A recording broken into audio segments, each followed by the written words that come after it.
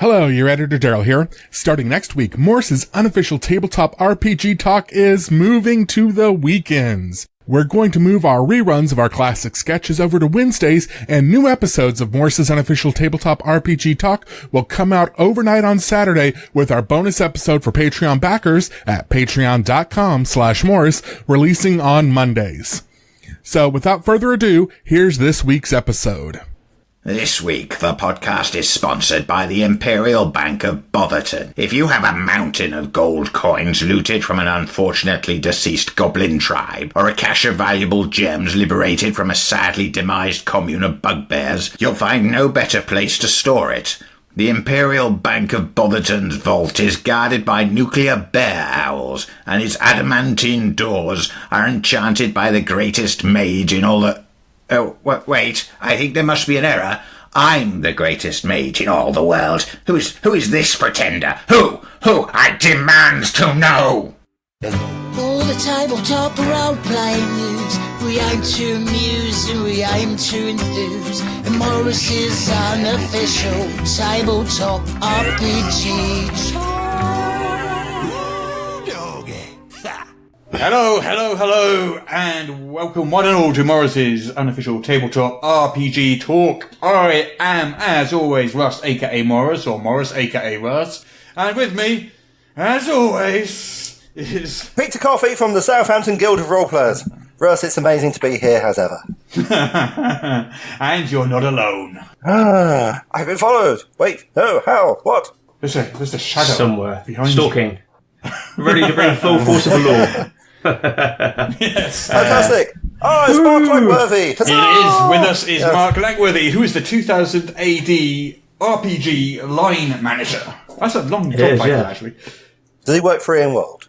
He does. Publishing? Yes. Ian Publishing. Yes. And we're going to be talking all about the Cursed Earth later in the podcast.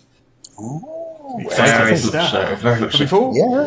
But before we do that, shall we jump into some RPG news?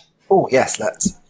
Okay. Well, I've heard a rumour that Wizards of the Coast, Peter, wants to know what makes you, specifically you, play Dungeons and Dragons. And to this end, they put up a survey. Oh, yes, yeah. Yeah, which you know, like thousands and thousands and thousands of people can access, but I'm pretty sure it's only your responses they're after. Oh, yes, obviously. Yeah, I think very specifically this is targeted directly at you, very specifically. So what makes you, Peter Coffey of the Southampton Guild of Roleplayers, play Dungeons and Dragons?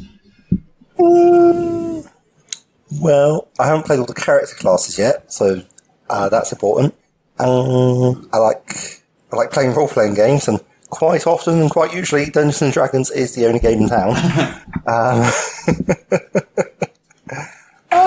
Why do I play Dungeons and Dragons? It's because basically there's lots of people to play with. Fair enough. Well, have you seen this survey? Have you taken the survey? You haven't taken it? Well, so there's this big survey. It takes about 20-25 minutes to do. It's a really long survey. Wow, that's pretty long. Yeah, so they put this survey out, and they want to sort of have a survey to help shape the future of D&D. So they're asking things like what sort of products you like, what old settings you like, what your favourite classes are, what your gaming groups like, all sorts of stuff. It's like demographic stuff. And it's a lot of questions. It's about 20-25 minutes. It's very, very comprehensive. Although I did notice when you get near the end, there's one question that asks your age. And a lot of people have been reporting things like, I answered 52 and the survey suddenly ended. Oh. No, we don't want you old timer. That's more than that's a bit harsh.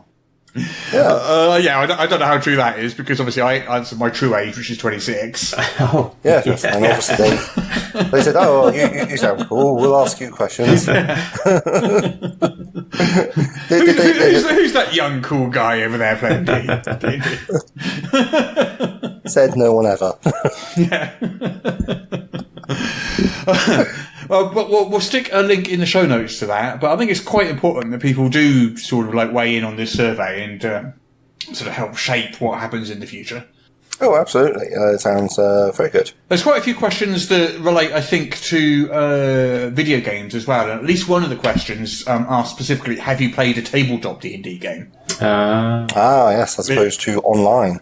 Yeah, but So people just played online games. Well, I suspect it goes out like everyone who's like involved with the D&D brand. So if you're playing like that MMORPG, the Neverwinter one, is it? Yeah, or if you're playing games online through Discord and using virtual tabletops and so forth. Yeah. Then, there's a lot of people that's the only way they can get to play, just because they don't know anyone closer. So that's that. Yeah. Yeah. Okay. Yeah. That's what we told.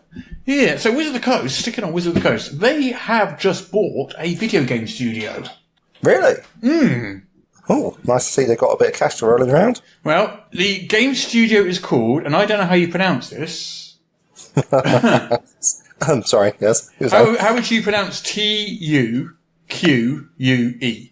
2Q? I don't know. Tuque? 2Q. Let's go with 2Q. Should we go with 2Q? All right, 2Q. 2Q it is. Why not? So 2Q Games is a small, I think, video game developer, and they announced that they're working on a brand new D&D video game. And then, pretty much on the same day, it got announced that Wizard of the Coast has purchased 2Q Games, which is a game studio based in Montreal. But that's basically all they've said so far. Although they are talking in their sort of press releases, they're talking about complex AAA games. Wow, okay. Which is ambitious. Well, yes. Also, a lot of AAA games would be like first-person cover shooters, unless I'm very much out of touch. And that's going to be a bit of a problem with Dungeons and Dragons. I don't know what it's going to be. I mean, normally I would think that it would probably be like a mobile game or you know what I mean, a smaller thing. But if they're talking about AAA games, don't know. Yeah, interesting. Or maybe they're just exaggerating. Who knows? It could well be. Yeah. Or it could be there just like been some sort of terrible communication problem. Well, it's good to be ambitious. Absolutely. Yeah. I salute their ambition. Yeah. Why not? Why not make a AAA game? Yes. Yeah. Or, well, just make some regular games first, I would think. But I hope they'll be able to make a AAA game and still keep that same sense of camaraderie at the table. Because that's actually one of the things that keeps them coming back. Yeah. How about you, Mark? Does that make you play D&D? Well, absolutely, yes. It's the main draw for me, really. Getting together with friends and and having that banter. Yeah, exactly. Yeah. I think, so to an extent, the game itself is a secondary element. Yeah. It's a mechanism. Yeah. It's a shared experience, but you could be doing anything else. You could be playing football or bowling or playing poker. It's a flimsy pretext to socialise with people with less good coordination. Playing Twister. Twister is a good way to get to know your friends. Put your place where only your dog has previously been before. Oh dear. Anyway, moving swiftly on. Yeah, we should move swiftly on. Pathfinder 2E has got some official errata. Yes, like, was it 5-6 pages of it? Yeah, about that. It wasn't a massive amount, but they've put out an official errata PDF and also an hour-long video. Whether I haven't watched this video, I'm not sure how you can spend an hour talking about a 5 or 6 page PDF, but they have done. Where the designers highlight some of the new changes. Interesting. So that's up on YouTube. I guess it's it's just looking at the errata. It's not a lot, and they've specifically said they're not listing out every typo. Yeah, it's not that sort of errata. It's just kind of more like the important rules clarifications or corrections of actual errors or changes which streamline play, that sort of thing. It's like, what's that work out as? About 1 page for every 100 pages of RPG manual. I suppose that's pretty good going. I suppose that depends on whether it's for just the core book or whether it's for the bestiary as well. I think just the core book, but I'd have to have a look to see. Let me just call it up. Let's have a look. Pathfinder core rulebook. Yeah, you're right. Yeah. There are some people who have gone online and are saying, well, actually, they've released this book. They know things are wrong. Like, I think probably the most serious problem that they've had is that the wizard class reverted to an earlier edition. So they wizard characters are created with an extra feat at character creation than they should be, according to the errata. Yes. That is what I am not going to tell anybody about this because I'm playing a wizard on Thursday nights. No, I will not be telling them about this errata. Losing my feet. Yes. Fortunately, nobody listens to the podcast, so it's okay. Yeah, that is very true. Oh, actually, I think one of them does. Mm.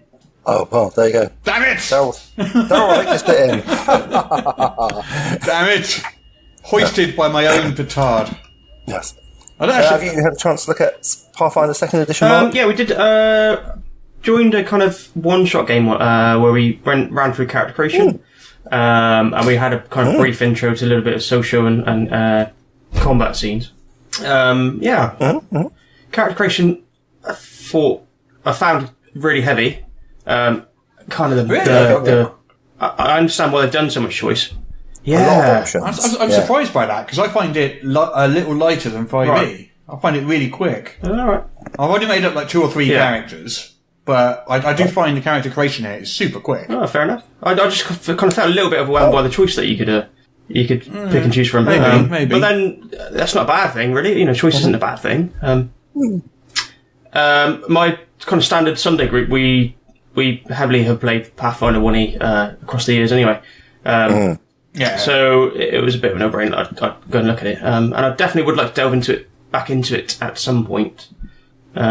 Just too many games, not enough time, I think, is the usual thing. Yeah. But yeah, it's I'm really enjoying it at the moment. Yeah, I'd like to take it into a proper game where we could kind of flex it fully and just enjoy the system for what it is. And I'm kind of glad that I'm getting to play it rather than run it as well, because I find I learn games better by playing them than running them. Because when I'm running a game, I tend to offload a lot of the sort of rules responsibility to whoever's the most knowledgeable player, so I can concentrate on characters and story and all that sort of stuff. Whereas when you're actually playing, I kind of find you interface with the rules a bit more. Yeah, that's not bad. I mean, focus on the story is a very good thing, isn't it? We tend to have, if I'm running it, I tend to have little roles for people. You know, somebody will look after the initiative, that kind of thing. So yeah. Oh, it's just more fun. Well, then, let's move on to some industry market reports. Yay! The most exciting thing. Fun with stats. Actually, there's something quite interesting. So this is the All Group's quarterly report. This is Roll20, as opposed to the Fantasy Grounds ones we get. So, obviously, at the top of the list is D&D 5th edition, with 45% of the market. Wow. Okay. Which is a lot less than the 70% it had with Fantasy Grounds a few weeks ago.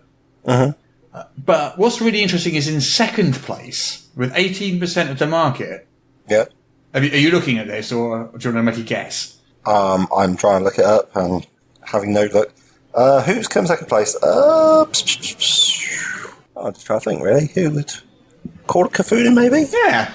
Is that right? Call of Cthulhu's in at second place. That's nice. Okay. Well, good work here. It's like a massive surge. I mean, it's leapfrog Pathfinder completely. Yeah. I mean, Pathfinder's getting split at the moment because it's on there twice as Pathfinder and Pathfinder 2e, which is kind of splitting the voters. Not the vote, you know what I mean? Yeah. Well, it's like different players going to different places. Some people want to stay where they are, which is entirely reasonable. Others will be like, oh, no, I want to get out and about. Also, Pathfinder 2, because this was for quarter 3, 2019, Pathfinder 2 was only released halfway through that quarter. Well, exactly. So it hasn't had a full quarter's worth of stats yet. But what's also interesting, sneaking in at number 7 there, and I've never heard of this, it's a Japanese RPG called Insane. Which is written in and then sane with the SAN in caps and then a small E again. Insane. Okay. Yeah. I've never heard of it, but apparently it's really, really big in Japan. And 7th place it's coming at. Right. Have you No. Just looking at them now, actually. Yeah, I've never heard of it. Oh, it's ahead of Starfinder. It's ahead of Star Wars. It's just behind World of Darkness. Oh, yes. I think I found that article now. And categorised campaigns, which I guess are homebrew and things they just come with or ticking a box. Yeah. That's a solid 14% of RPGs, which is not too shabby. So it's about about half the games are D&D 5e, and then you've got a fifth of them are called Cthulhu, and then I guess the majority are making it the bulk of that. So yeah, and categorised Pathfinder. Oh, Warhammer's doing quite well. Yeah. Goodness. There you go. Exciting stuff. Sorry. Oh well, Falcon Values are exciting, certainly. Be good to see this Japanese RPG at some point, because as I say, I've literally never heard of it, which is a bit odd, because normally people will rave at me about stuff. Yeah, I'm just reading a subreddit on it now.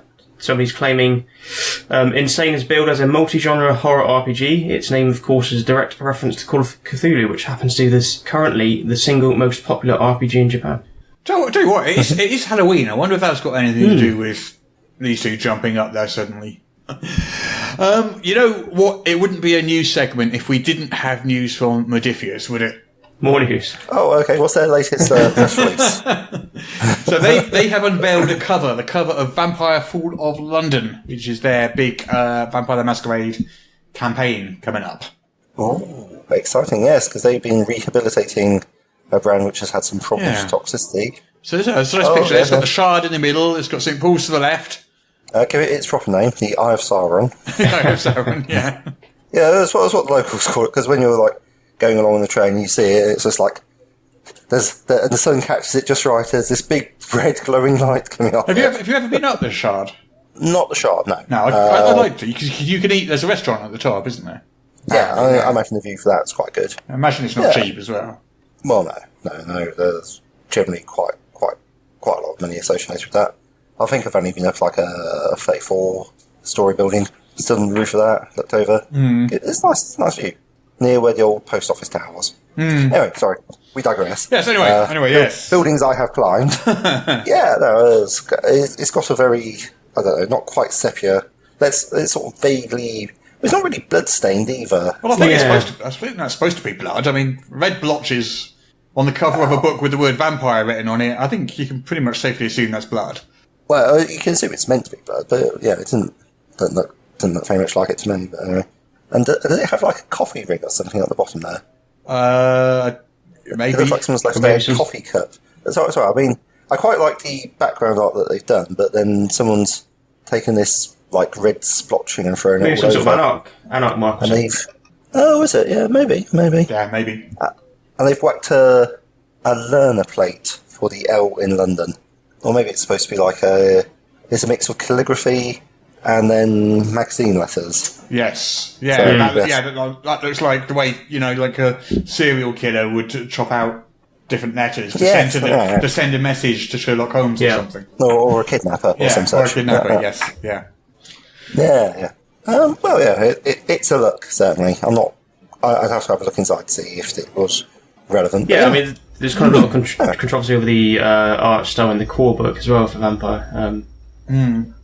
Oh, yeah. I think people kind of split over they kind of use the photo bashed, pictures of people. So they basically, Yeah. So it's like pictures of real people, but then they've had like sort of paint kind of side of things chucked over them.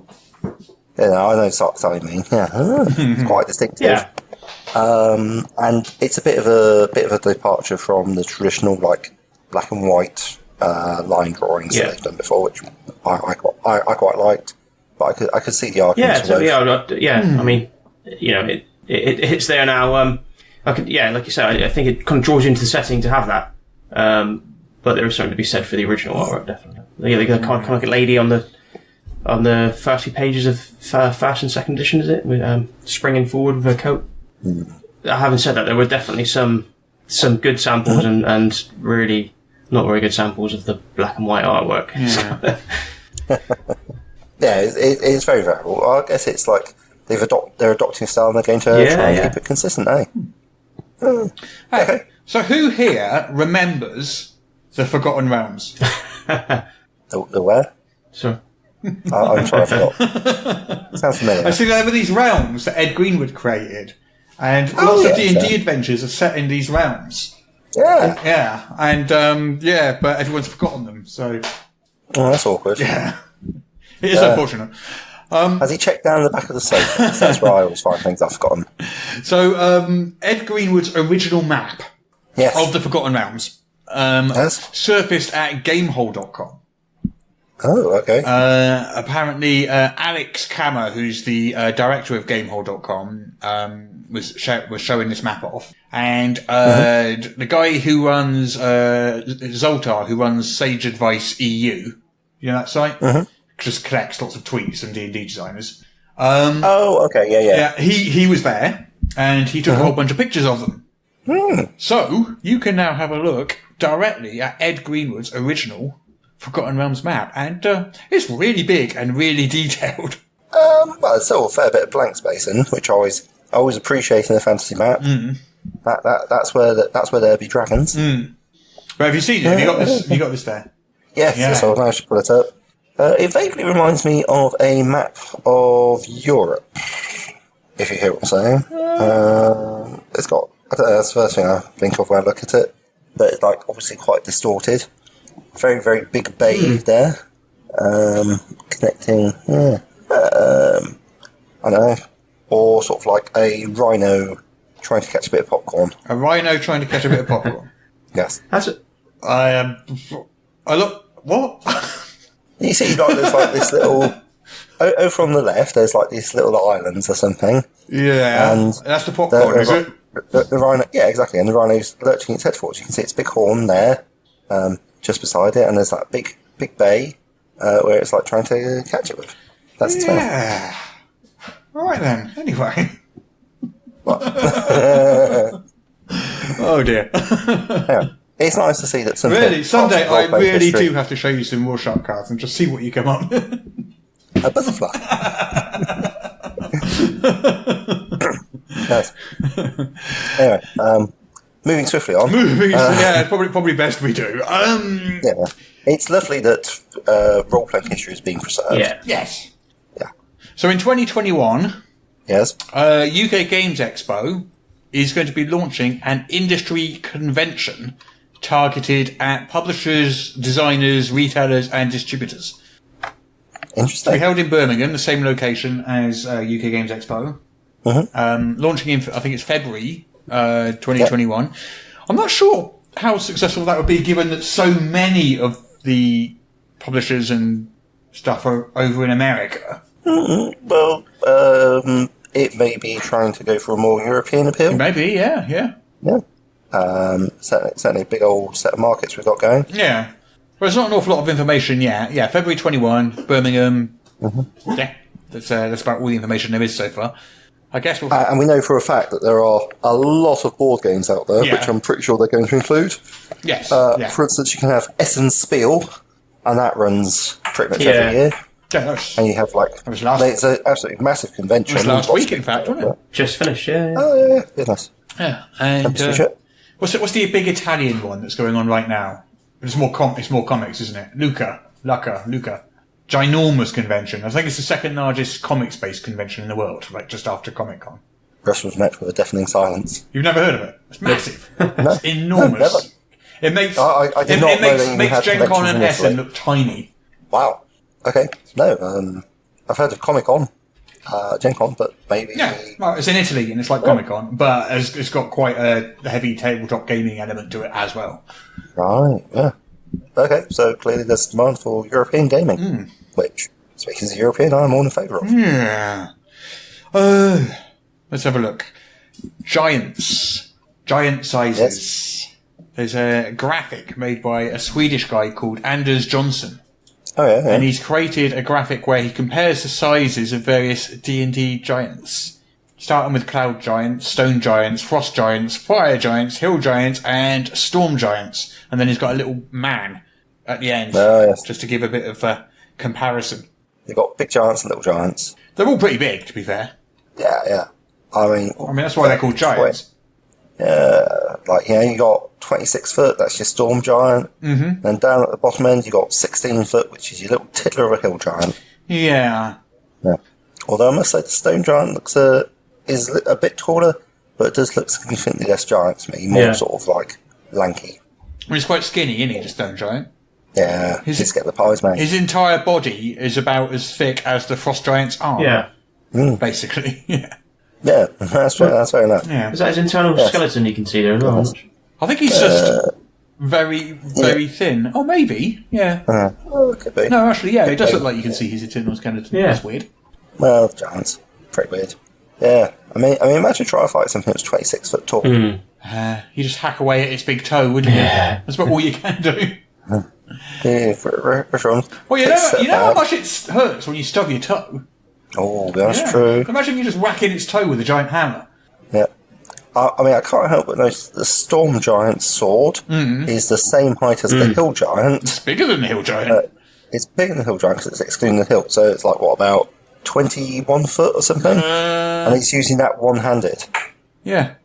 I gotta say, that is for body strength. Yes. Although the Hill Giant's sword does appear to be sticking into... The Storm Giant's sword does seem to be sticking into the Storm Giant's foot. Yeah.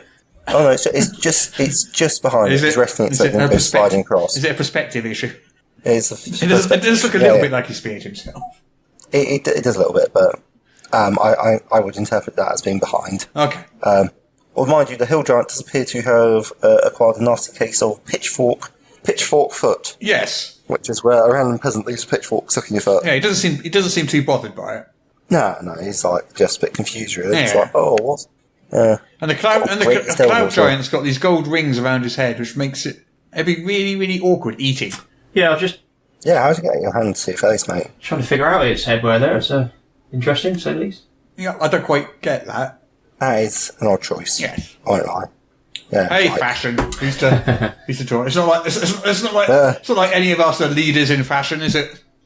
No, that's true. I've got the camera feeds to prove it. But the cloud giant's like, yeah, it's fashion, darling. Look it up. Yeah. Oh, yeah.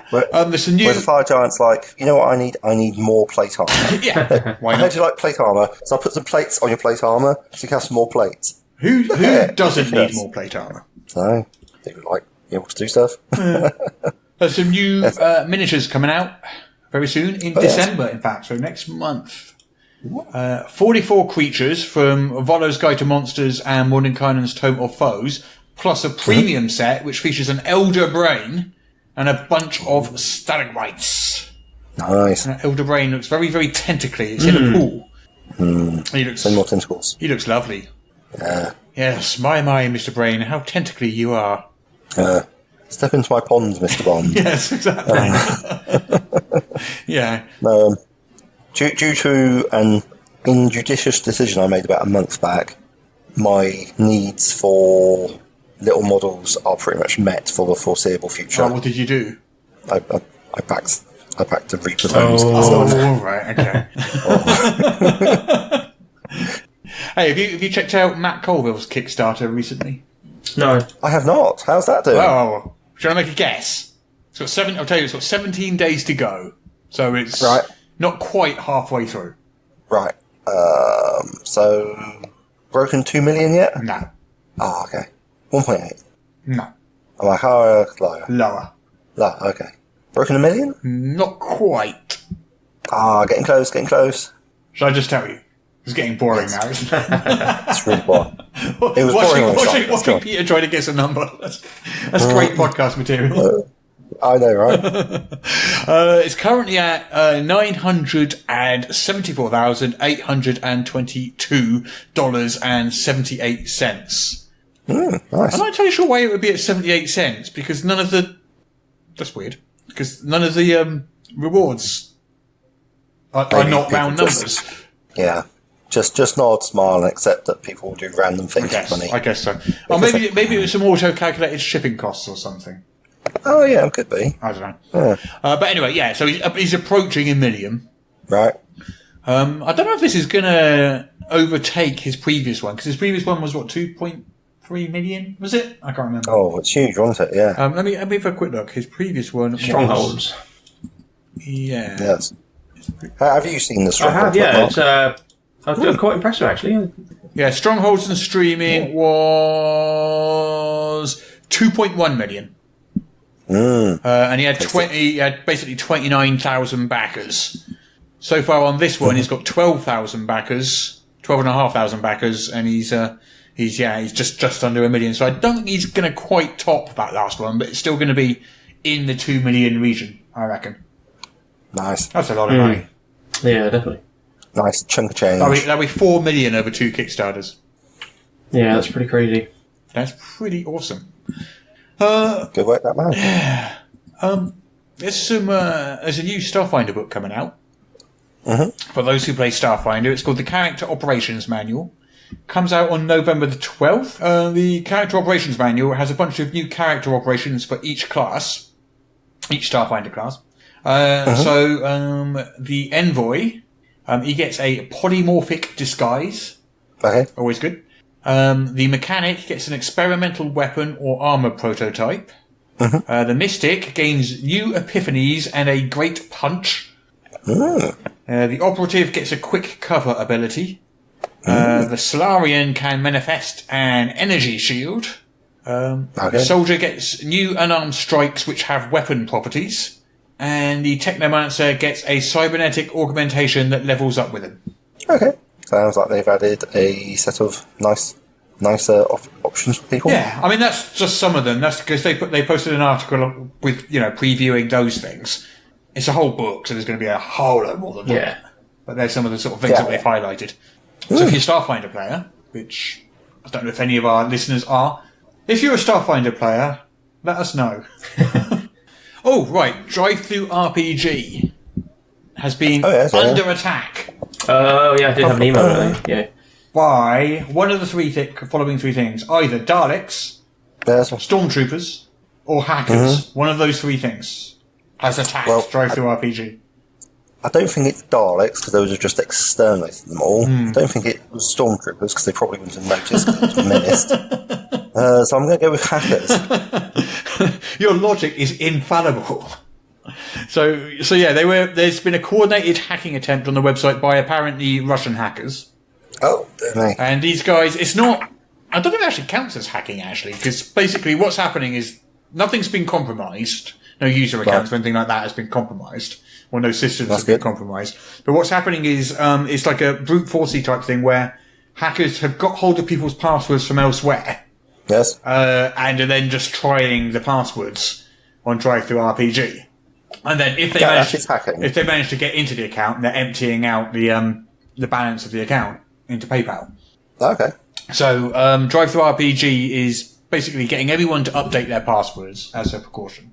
And like I said, they haven't actually been hacked. It's not like their systems have been compromised or anyone's, downloaded a bunch of credit card details or anything like that. It's all fine on that front. But no, their security's remained intact. Yeah. But some people's passwords have been gotten from elsewhere. And if you use your password, the same password in more than one place, that's how they get it. Of course, that anyone would do that here. No. Hey, yes, excuse me, I just need to log on to Drive-Thru RPG. Be right back. So I'm going to change my password from password 1 to password 2. That will fool them. They'll never spot that. They won't see that coming. So yeah, they've made everyone reset their password. Right. Basically, it's a short form. Other than that, you should be safe. They're also increasing prices for their print-on-demand titles. Yay. Just because the printing partner they use, Lightning Source, is increasing their prices. So that's going to be passed on. So yeah, some print-on-demand titles might be going up a little bit in price. Which is a bit disappointing, but hey, what are you going to do? Oh, yeah. Baldur's Gate 3, there was a new teaser image released. It's a Mind Flayer-y image with kind of longer tentacles in what looks like some kind of tunnel. Ooh. This sort of reddish maroon tunnel thing. I'm not entirely sure, but yeah, this is a Mind Flayer with the tentacles seem to come down to his waist as far as I can make out. So they're more like a braided dwarf beard. Like a tentacle skirt. Yeah, and a tentacle dress. Yeah, and then he's got some kind of headdress thing which is coming out to the side. It's quite a dark picture. Yeah.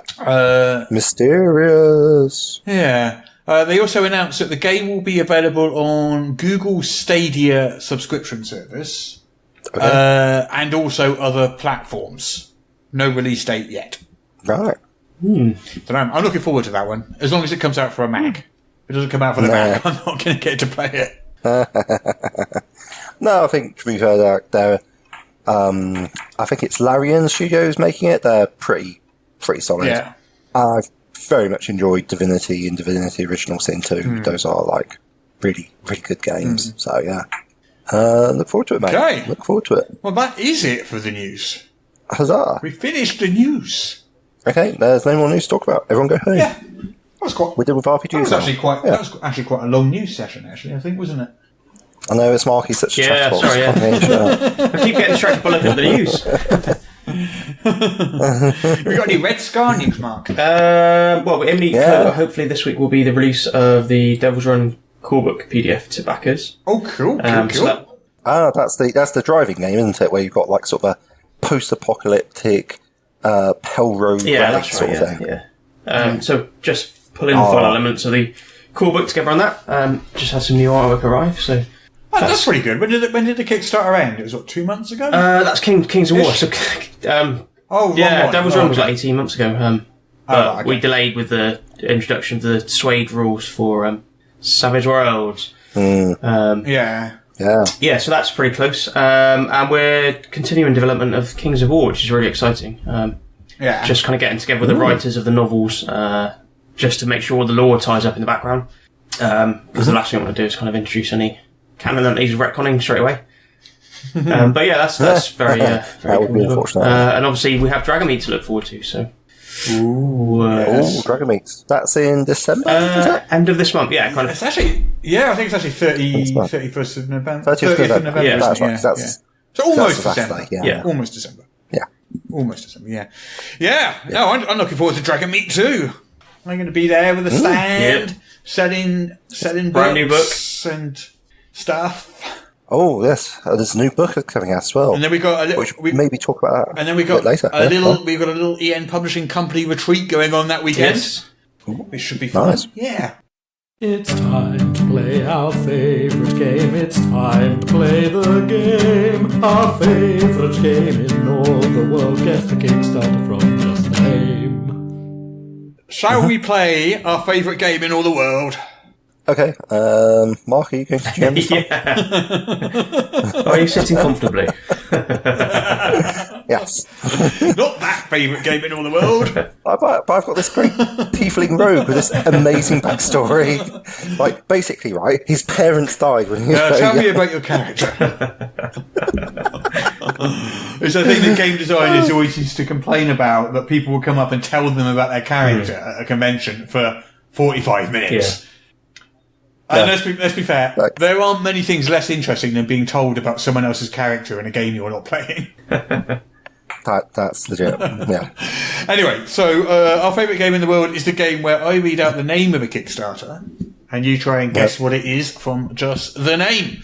So 2 each. Sounds fair, doesn't it? Yeah, I have to say I felt very hard done by in the last one, but we'll Who won the try last and put one? I it can't back remember. Pete, hands down. Well, Yeah? Oh, okay. All right. really?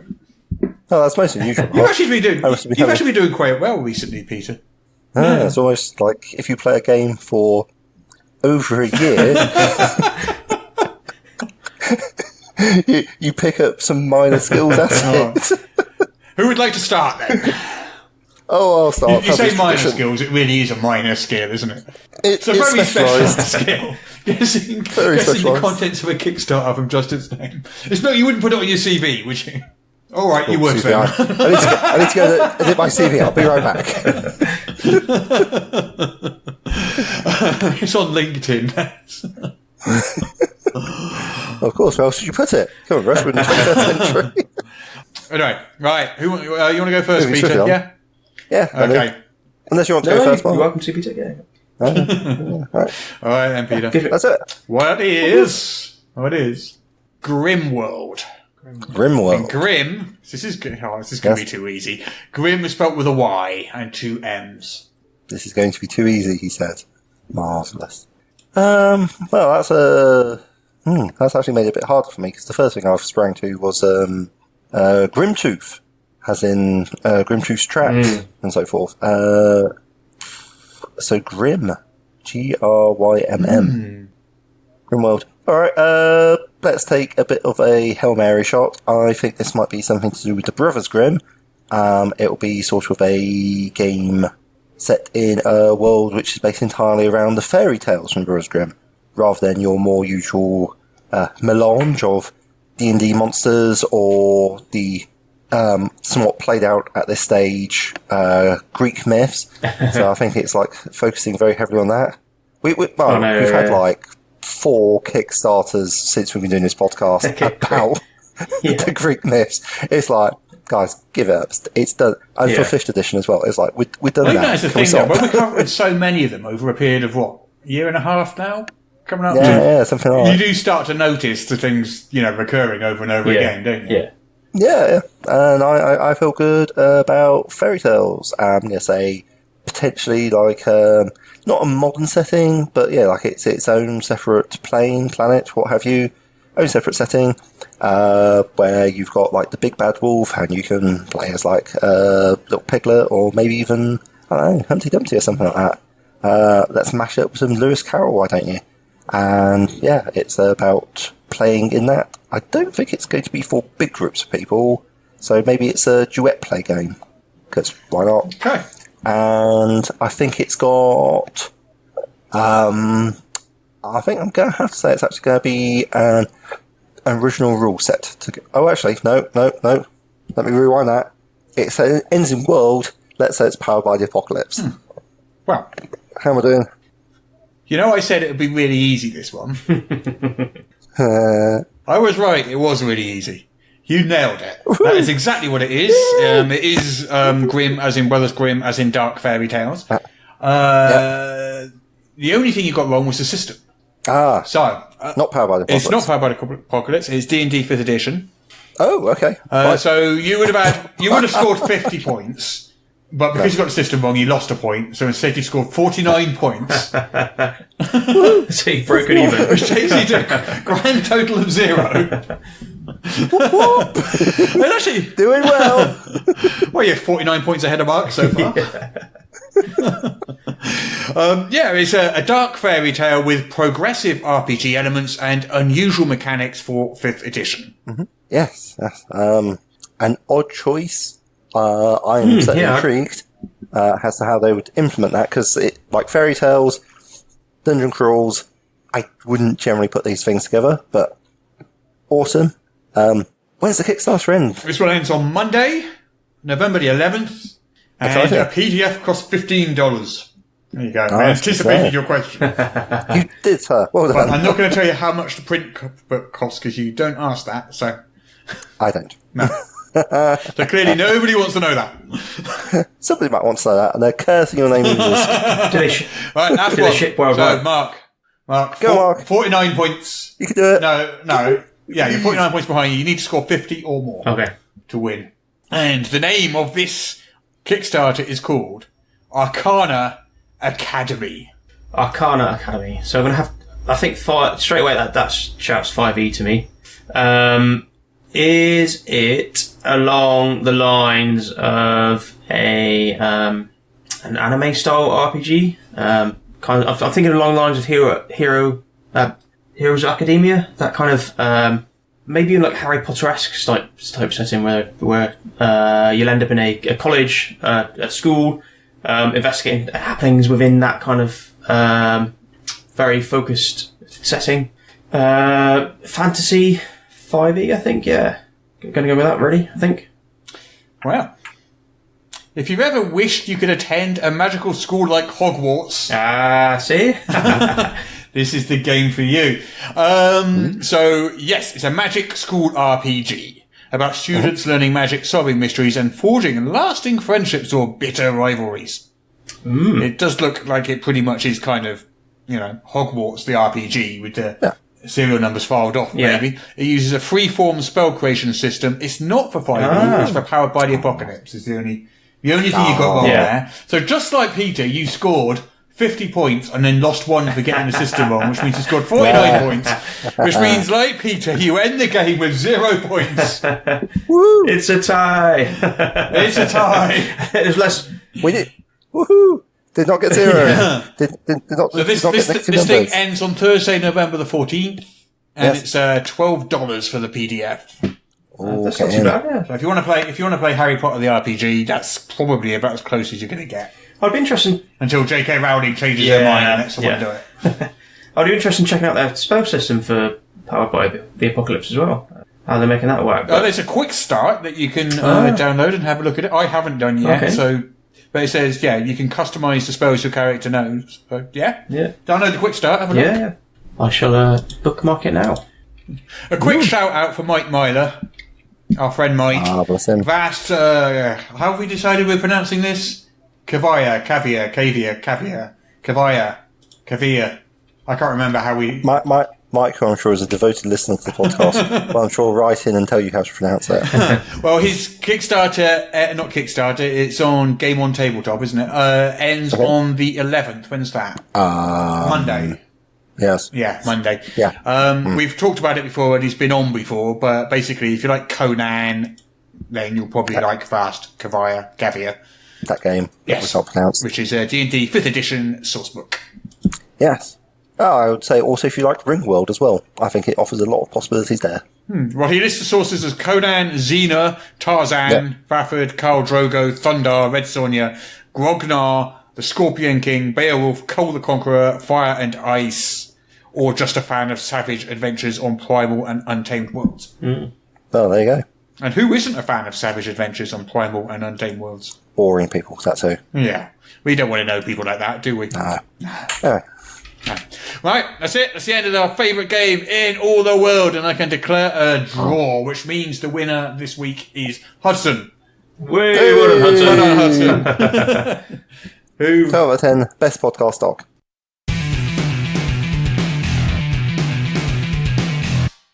Come on in, Mr. Dredd, is it? Judge Dredd. Right. Well, please do sit down while I call up your file. Do not take long. There are perps on the streets as we speak. The law knows no rest. Yes. Well, so we have some complaints from the public about your conduct. The public should be grateful for the protection I provide. Yes, I'm sure they are, but we do have a complaint here from a gentleman who claims you blew his leg off with an explosive bullet. He was attempting to run away. I gave him 20 years in the ISO cubes. He got off lightly. I see. But do you not feel that was perhaps a slightly excessive use of force? The law does not care for half measures. Right. But we also have this group of youngsters who you hospitalised with your day stick. They were shoplifting and resisted arrest. I gave them 10 years each. Yes, it says that here, but you see, the law says that... The law? Yes, the law, it says... I am the law. What? I said, I am the law. What does that mean? I am judge, jury, and executioner. I patrol the mean streets of Megacity 1 and dispense justice as I see fit. Yes, but within the confines of the law. I bring the law to the lawless. Within existing legal structures and the rule of law. I am the law. Well, technically speaking, you're not actually the law, are you? Did I stutter, creep? No, you most certainly did not. But, you see, the law is a codified set of societal rules, carefully documented and compiled in official legal texts. Yes. So, you see, you can't actually be the law. Yes, I can. So, what you're saying is that you are the physical manifestation of an otherwise abstract concept. Challenging the law is a felony, perp. I wonder if this is some kind of dissociative disorder. Shut it, creep. You're under arrest. And, wait, what? What are you doing? Are you resisting arrest, creep? No, just... What are you doing? Why have you drawn your lawgiver? The lawgiver is the sidearm of a judge, and used to dispense justice to creeps like you. No, stop! This will go in your file. Illegal surveillance of a judge. That'll be another 5 years, creep. Another 5 years? On top of what? On top of the 10 years for resisting arrest. Arrest for what? Challenging the law. By which you mean you? Yes. I am the law. So you keep saying, look, I'll just note this down in your file that... Don't touch that device, creep. It's just my computer terminal. Look, let me quickly record... IX. No, stop! Another evaluation successfully passed.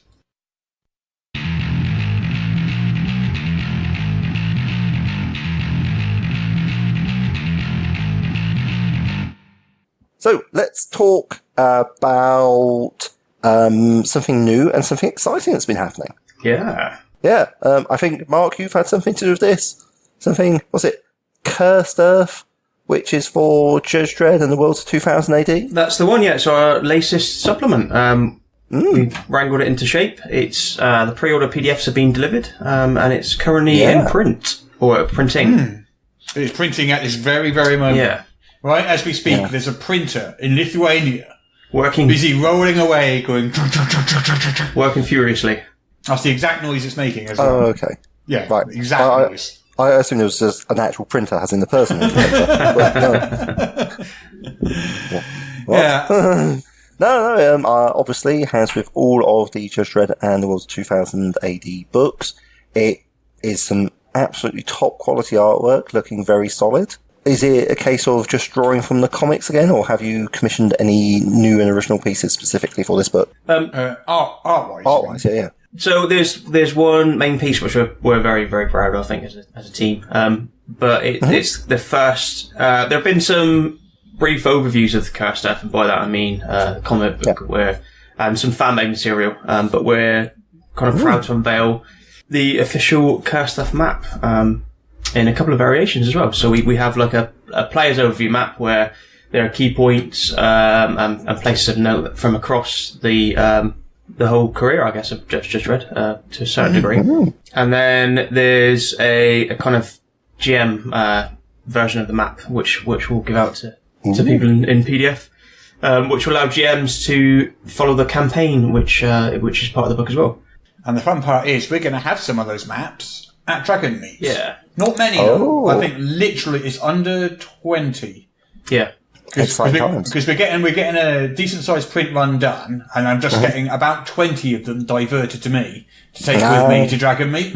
So nice. I don't. It might not even be 20. It might be 15. I can't remember how many I said now, but it definitely isn't many. No, absolutely. It's. I mean, I've got to say it's epic size as well. So the map itself in print will be A2 size, so it's huge. Yeah, A2. So that's double A3. That's pretty big. Yeah, it's pretty big. With the book, you've got an adventure path in there, I think. Yeah, we've got. So there are a couple of things. There's a campaign which follows Judge Dredd's storyline from the Cursed Earth run, which takes him from Megacity 1 to Megacity 2. As he's trying to deliver the... Just all the way from coast to coast crossing. Yes, this nice pleasant trip. Nothing untoward happens on the way. No, that's it. Stops for a couple of picnics, and it's nice. Yeah. Scenic cruise. Yeah, okay, there are no giant dinosaurs or cannibal mutants. There are no horrible cannibal mutants. Nothing like that happens. No. I mean, a few things glow in the dark and try and eat your face. No. Surprisingly, Dr. Griffin made it as well. We had sign off on that. So, bit of the Burger Wars history, which obviously there's a bit of history there with 2088 itself. But the recent change in laws have allowed parodies to be able to be a thing now. But we haven't actually got the Burger Wars index, have we? We've got kind of the tail end of that part of it with Dr. Griffin, but the rest of it's not in there.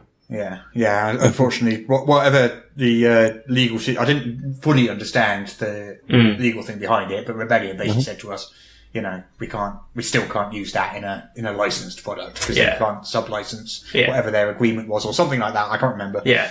Okay, so the Burger Wars would be a plot line, which I'm guessing involved Burger King, McDonald's, and maybe Wendy's going head to head. Yeah. Pretty much. That's virtually current events, guys. I think it was the Colonel, wasn't it? The Colonel from KFC. Something like that. Yeah. That would make sense. Yeah.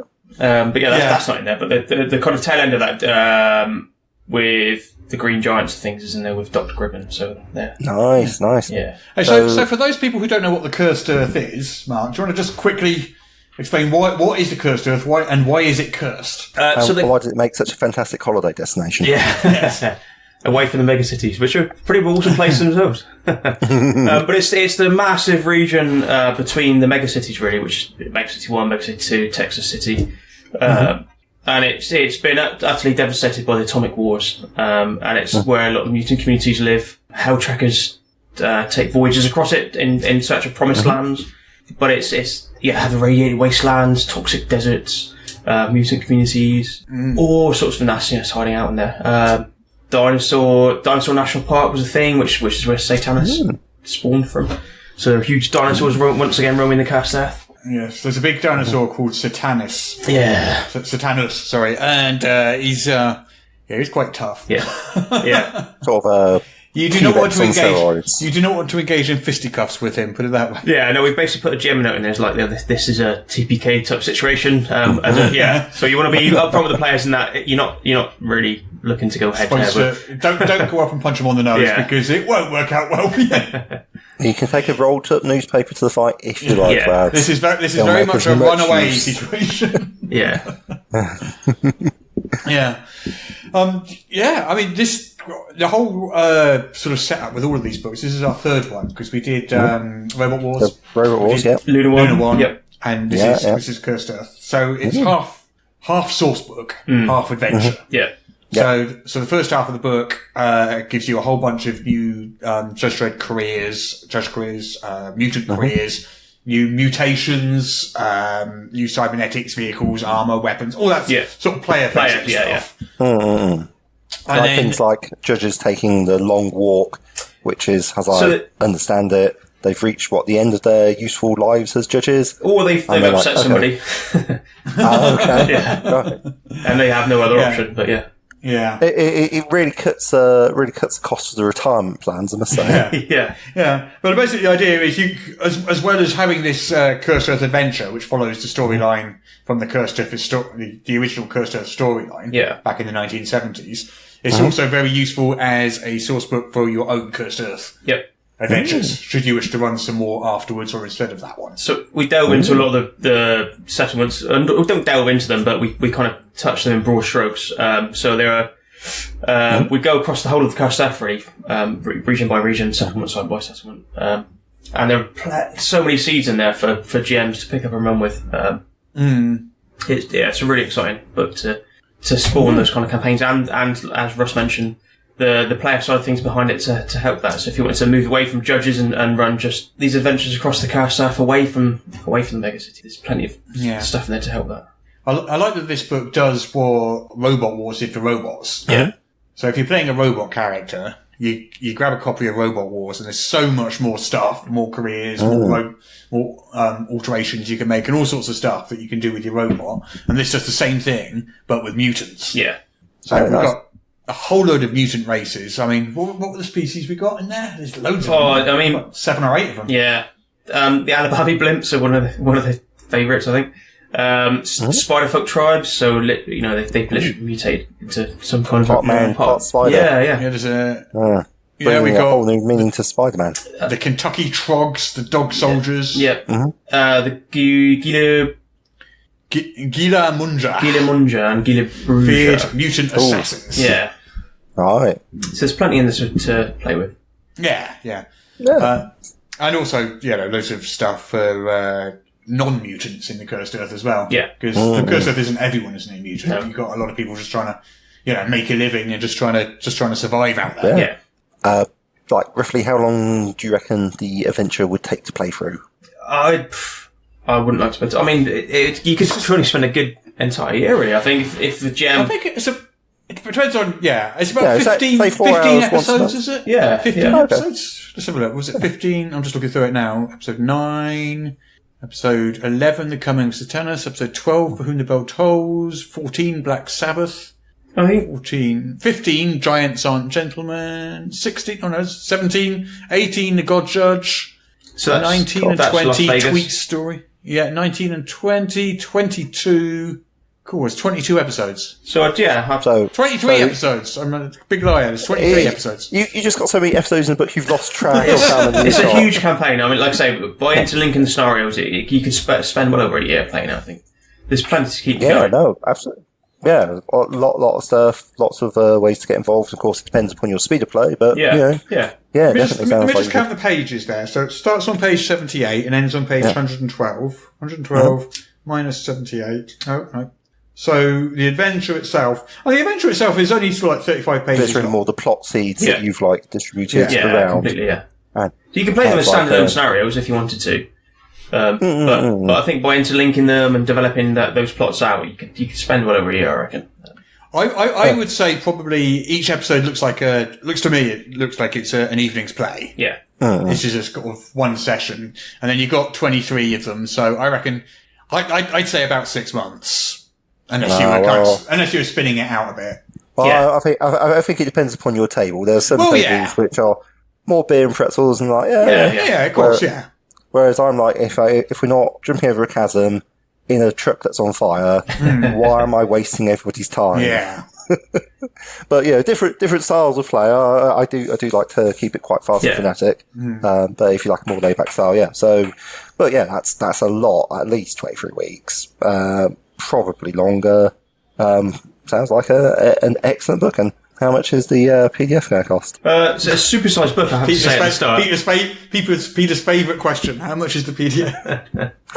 He goes into McDonald's and he asks for a burger, and then he goes, "How much is the PDF?" Oh no, mate! I'm going to say it's a supersized Wendy's and ask that. If you go to Wendy's, you do actually get a PDF, though. Well, that's my point. It's a supersized book at 160 pages, though. It's bigger than either of the other two, so it's a little more. So it's $24.99 for the soft cover. Yeah, and what was it in PDF? I can't remember. $9.99. I'm pretty sure. No, that's a pretty good deal. Yeah, bargain. God, how generous am I? Wow. There you go. Just making it rain, mate. So $9.99, and also it is up for pre-order now. Ooh. And if you pre-order the soft cover now, you do get the PDF straight away. Yes, it's there ready for download if you pre-order the soft cover. In publishing for when you want your stuff right now. Yes. Yeah. Well, we've been developing a reputation for doing that over the last 4 or 5 years. Yeah, totally. Like every Kickstarter delivers immediately. It's always. Yeah. No, that's literally what I just said. I mean, because I've been paying attention. I was agreeing with you. Like, well, you could wait 6 months or you could have it now. Yeah. Which would you prefer? No. Or if you want, you can wait 6 months. It is entirely up to you, but it seems a long time to leave the email and answer.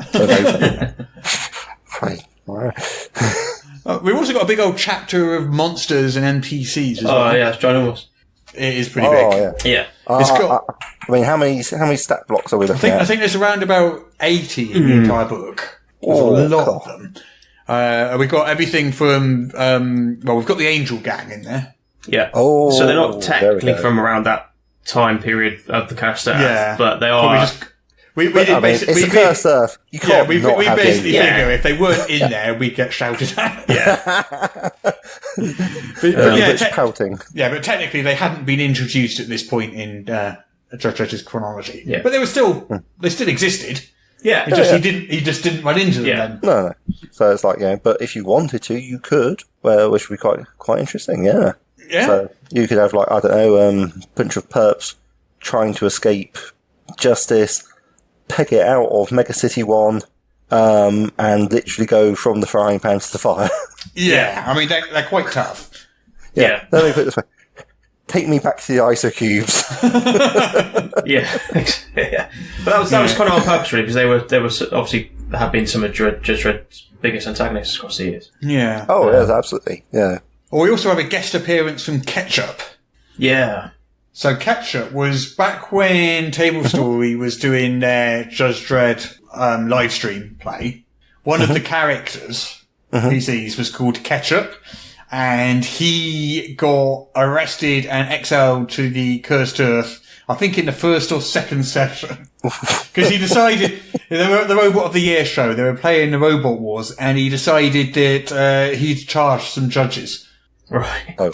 Didn't work out well for him. So we got exiled to the Cursed Earth. So we've placed him in the Cursed Earth. Oh, well, seems sensible.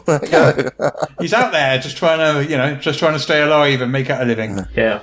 He's a very, very, very tall, 10-foot tall mutant. Exciting. Kind of stands out quite well. So, what do you have because I'm a massive fan of exploration, so what do you have for me in this book? Like, if I'm going to be playing it and, like, looking for things, or as a GM, providing challenges for my players, what sort of exploration challenges, what sort of exciting terrain, fauna and flora can I throw in there? So there are loads of it. Yeah, there is. There's a kind of Dangers of the Cursed Earth chapter. There we go. With new toxins, diseases, pretty nasty stuff that you can run into. And a massive gazetteer that covers so many locations. Yeah. across the curse fantastic. stuff. Yeah. Yes. And that's what. If your toes aren't rotting off, are you even having a good time? Yeah, exactly. Yeah. Yeah, and the stuff that goes into weather, terrain, sort of settlements, the different animals and travellers and stuff you might run into, and all that sort of stuff. It's and it's all brand new. We were very careful not to copy anything that had already been in core. So yeah. So the Gazetteer, let's look at that. It goes from page 36, and I'm going to count the chapter. That's chapter 4. I'm going to count Beyond the Megacity, that chapter as well. It goes up to 67. Yep. So that's, how many pages is that? That's 30 or 40 pages. Just giving you, places to go and things to do in the Cursed Earth. Well, you can pretty much go from the Gazetteer through to diverse dangers, really. Yeah, I agree. We sort of mentioned about the diseases and poisons and toxins and things. So, so that takes you up to, 40 odd pages of content. So you've got, 160 pages, lots of 2000 AD art resources, some new and original artwork. You've got stuff for exploration. You've got a detailed gazetteer covering, just in brief, but all the settlements in the Cursed Earth. You've got pages and pages of different exciting monsters and NPCs, including Satanus and the Angel Gang as well. And you've got a whole bunch of player-facing information, like new careers, options, mutants, judges going into the Long Earth. Oh, I suppose it sounds alright. Yeah, that's alright. That's a big one as well. Yeah.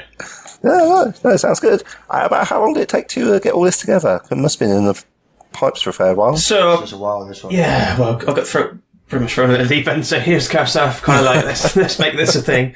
But we made it back, didn't we, Russ? It came together really nicely. Lots of... It was about 6 months, this one, I reckon. Do you reckon? I started, 2 months ago, so I'm not... Yeah, Probably taking into what came account before the writing before that, Yeah. that John was doing. Yeah, I definitely. reckon probably about 6 months in total, Yeah. Okay. this one. And actually, here's a good point, which I always forget to ask, but which I really should. Go on, which writers do you have working on it? I mean, obviously, Mark's been having a go. My contribution is very, very tiny, but John White pretty much wrote the entire book. And then, we wrangled it into shape. And it added small things like I say small things, but small contributions like the Angel Gang. Yeah. What's John worked on before, sort of thing? Yeah. He's done other work for us on 2000 AD. Yeah. Yeah. Oh, okay. But do you know what else he's done, Mark? Are we allowed to talk what's coming in the future? If you like. Yeah, so he's pretty much written, or that's under review, the entire Rogue Trooper sourcebook as well. So, yeah. Oh, exciting. Yeah. I have to say, his knowledge of the world of 2000 AD is pretty profound. It's really, really useful having people around that really have that encyclopedic kind of... Yeah. What would you describe him as a mega fan of the mega cities? Yeah. I guess so, yeah. That's good. But he's amazing to have people with passion for it working on it. Yeah. I think he has a lot of contacts from amongst the community as well, so if he's, wants something double checked, he has a lot of people that he can speak to. So. He's going to be at Dragon Meet as well, so anyone who picks up a book there could probably get it signed by him. Ah, fantastic. Yeah. So head over to Dragon Meet if you want your copy of Cursed Earth and the World's 2000 AD signed by author John White. Yeah. Sounds pretty amazing. As a reminder, there will only be about 30, or it might even be 20, I can't remember how many it is, but a very small number of Cursed Earth books at Dragon Meet, and a very small number of those poster maps. Yeah, I mean, there's D20 plus 5 available. You need to get in ASAP. Basically, yeah. So get the first, because when we were at UK Games Expo, we had Luna 1, we had the same sort of situation, managed to have I think we only had about 20 of those, maybe 25, I can't remember, and they went within the first couple of hours on the first day. Yes. Yeah. So Dragon Meet's a lot smaller, but we'll see. I remember I had to get in and have the display copy, Yeah. So what else have we got coming up for all of 2000 AD? So, in the works at the moment we have Strontium Dog. Oh, yes. Which, Intergalactic Bounty Hunters. Yeah. Are we allowed to... strong. I guess we haven't... Are you allowed to talk about it? Yeah. I was going to talk... Well, I don't know if we're allowed to talk about the Warlord connection. Are you allowed to talk about the Warlock connection? See why not? I can't think of a reason not to. Yeah, so we're... As long as we're definitely going to do it. Yeah, absolutely. Absolutely. They seem really excited over it as well. Don't announce it and then not do it. Like, we don't have time for that sort of teaser. This might be something to delete, Dennis. Possibly. Well, how about we just say we are thinking about doing this. Yeah. And we may do it. We hope to do it, but no promises. Yeah, so we're thinking and we're in touch with Warlord at the moment to hopefully align. So that's Warlord Games. Warlord Games. Yes. Warlord Games. They're yeah. I know Warlord. So they have Strontium Dog is already out there, and they're beautiful miniatures. And Judge Dredd is under pre-order at the moment for release, and the official release date is Dragonmeet actually. Exciting! So yeah, we're kind of in talks with at the moment to better align the miniatures game with the RPG and help support each other more. So that should be pretty exciting. I don't know if you've seen any. We're going to be selling some of their miniatures on our shop. Yeah. And vice versa. I mean, they do an excellent price on a box of 50 skeletons. I'll tell you that right now. Yeah. What? Sometimes you just want 50 skeletons. So that for reasons. Fair enough. But that aligns with Strontium Dog. So Strontium Dog is in the works at the moment and under review. So kind of publishing schedule wise, we have Strontium Dog. We're hoping to get out by December. Yep. And then Rogue Trooper will be in the new year. The day the Law died, so we'll hop back to Judge Dredd after that, which is the day the Law died. Yep. And then we are looking to come back, hopefully, to Nemesis the Warlock. Hopefully. Hopefully, yeah. But we'll see what happens. We'll see what happens. Sometime in 2020, yeah. Depending upon how things go. Yeah. I mean, so if you're excited about towards 2000 AD, then this is a great time to be you. Yeah. Well, we're going to be at Dragonmeet, so anyone who's at Dragonmeet, we've got a stand there. Feel free to drop by and say hello, whether it's because you like the podcast or hate the podcast. Either of those two things is fine. Whether you're a fan of the 2000 AD RPG. And Dragonmeet is the 30th of November we said, and that will be at the Novotel in Hammersmith in West London. That's the one. Yes, that is exactly where it will be. I think it starts something early, like about 9 o'clock or something, and then goes through until it's about 7ish, I think. It's quite a late finish of that. Yeah, but it's a full day out, and there'll be all sorts of stuff going on. Lots of opportunity to play games and look at stalls. Yeah, so, it's a nice convention actually. So after which we'll be heading off to our secret retreat. Yes, at our secret house that we've rented for the weekend. Yes, to actually indulge in games and pizza. Yes, all those games and pizza. To actually play some of the games we get to write. Oh, anyway, I think that's probably about all we've got time for. Yeah, I think we're probably done. We are. But Mark, it's been an absolute pleasure seeing you again. Oh, thank you for having me on again. Yeah, and well done for equalising at least in the old favourite game in all the world ever. Yeah. It was an amazing coincidence that you got the same scores. I just don't know how that happened. The vagaries of the machine. We do not question the spreadsheet. Exactly. I don't write the rules. They're just, I just follow them. You just enforce them with a helpless and defeated attitude. Yes. It's the way forwards. Yeah. All right. Okay. Well, thank you both for joining me this week. Thank you for having me on again.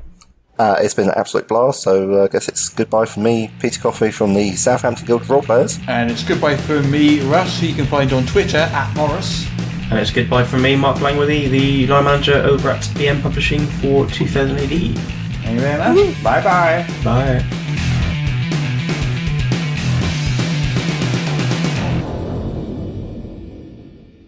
Hello, your editor Daryl here to remind you once again that starting next week, we'll be posting one of our classic sketch reruns on Wednesdays in this spot, and new episodes of Morris's unofficial tabletop RPG talk will come out over the weekend. Thank you everyone for listening, and we'll see you again on Saturday, November 16th.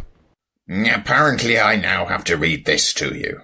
This is the official podcast of Morris's unofficial tabletop RPG news, which you can find at enworld.org. You can find show notes at morris.podbean.com or wherever you found the podcast. If you feel like they deserve it, you can support the show on Patreon. In return, you will receive exclusive bonus content. Just go to patreon.com/Morris. If you're interested in his babbling nonsense, you can follow @Morrus on the Twitter. Send your emails to morruspodcast@gmail.com. Not all of your emails, just the ones you want us to see. That's it. I'm bored now. You can go away. Shoo, off you go. Goodbye. Get out of here.